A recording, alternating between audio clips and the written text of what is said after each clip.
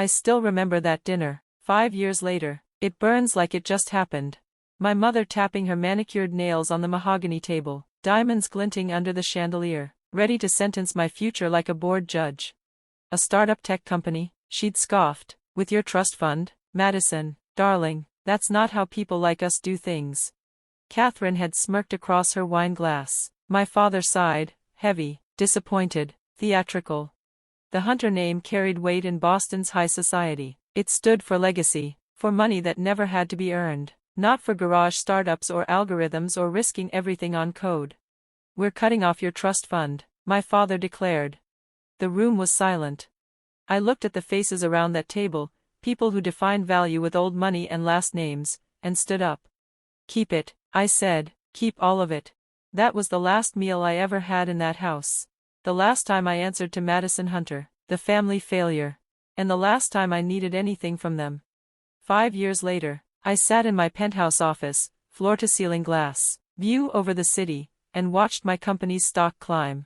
Hunter Technologies had just rewritten the rules of cybersecurity. Our AI platform was making competitors irrelevant. The IPO? A global headline. The intercom buzzed. Miss Hunter, Julia, my assistant, said, "We have a situation." "Go on." "Your family's stuck at Logan, private fuel shortage, no flights in or out, commercials booked solid because of the tech conference." I smiled. My tech conference, where I'd be giving the keynote speech tomorrow. "They've been calling," she added, 6 times, "your sisters, then your mother." Of course they had. The Hunter Family Foundation Gala was tomorrow night in San Francisco. The gala, their social crown jewel. My phone buzzed. "Catherine." "Maddie, please, we know you have a jet. We need to get to SF. Family emergency." Emergency equals social embarrassment. I opened the app and checked on my Gulfstream G650, sitting at the hangar, fueled, ready. Another text, this time from Mom. "Madison, darling, surely we can move past all that. The gala is important, for the family."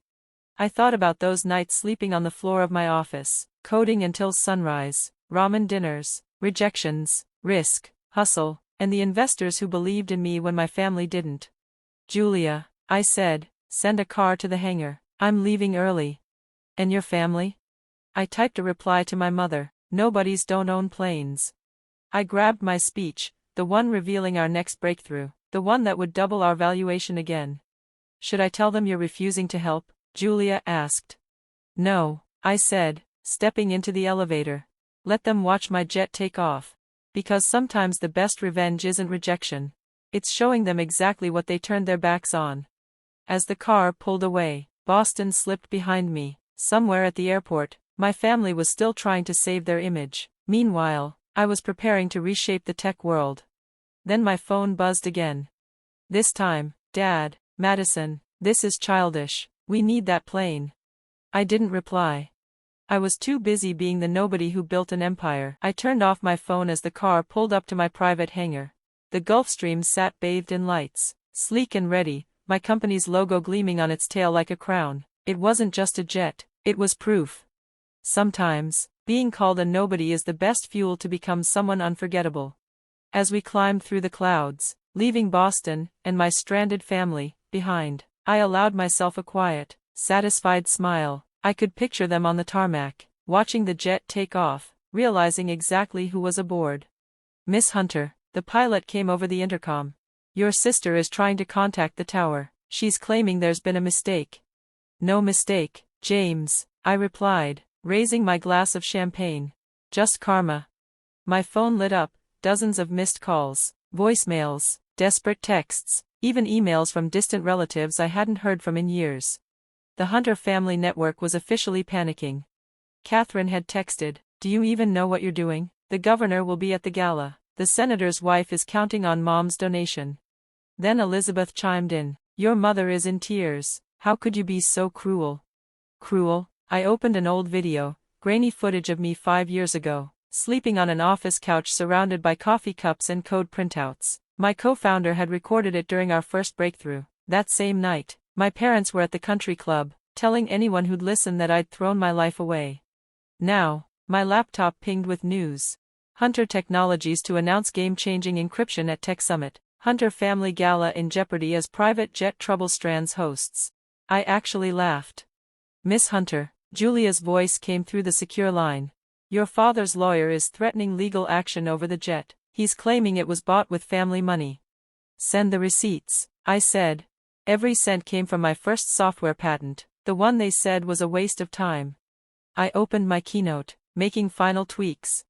Tomorrow, I'd reveal our quantum encryption system, technology that would redefine digital security. Our stock would skyrocket. The tech world would shift. And the Hunter family would miss the one night they lived for. My phone rang again, unknown number. I answered, just once. Madison, my mother snapped. Her voice was tight, angry, desperate.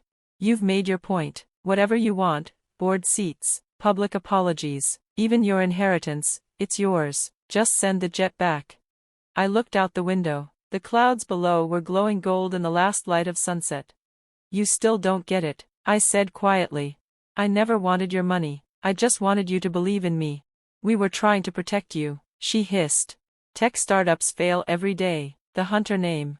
We'll survive, I cut in. Just not the way you planned. I hung up. Another alert came through. Hunter Technologies stock surges on eve of major announcement. Hunter family gala delayed. Sources cite private aviation chaos. Success is satisfying. But forcing them to watch that success from a crowded terminal? That's justice with a smile. I leaned back in my seat, the hum of the engine steady, the sky endless. In 12 hours, I'd make history. And somewhere down there, the people who once called me a failure were watching their legacy unravel, one missed flight at a time. The jet banked west, headed straight toward Silicon Valley. Sometimes, karma cruises at 45,000 feet. The next morning, backstage at Tech Summit, I glanced at the live stream from the Hunter family gala venue. Empty tables, confused guests, staff scrambling. A crowd full of power players wondering where their hosts were. My phone buzzed with missed calls, from all of them. I didn't bother checking. I had more important things to do. A notification from the Wall Street Journal lit up my screen. Hunter Technologies unveils quantum encryption breakthrough. Stock triples overnight. 5 minutes, Miss Hunter, a stagehand called. I adjusted my tailored suit, sleek, sharp, powerful, not society lady chic, CEO strong. The auditorium was packed with tech leaders, investors, and cameras. Every major network was tuned in. This wasn't just a keynote. It was a coronation. And the girl they once dismissed as a nobody? She was about to take the stage, and own it all. My phone buzzed one last time. A text from Catherine. They're calling it the Hunter family humiliation. Mom's social standing is ruined. Are you happy now? I stepped onto the stage to thunderous applause. Was I happy? Not exactly. I was fulfilled. I was seen. I was no longer the disappointment. They had to watch me become the future. Good morning, I began, voice steady, heart calm. 5 years ago, someone told me I'd never be anybody. Today, I'm here to show you the future of digital security. The presentation was flawless. The tech, unlike anything the world had seen.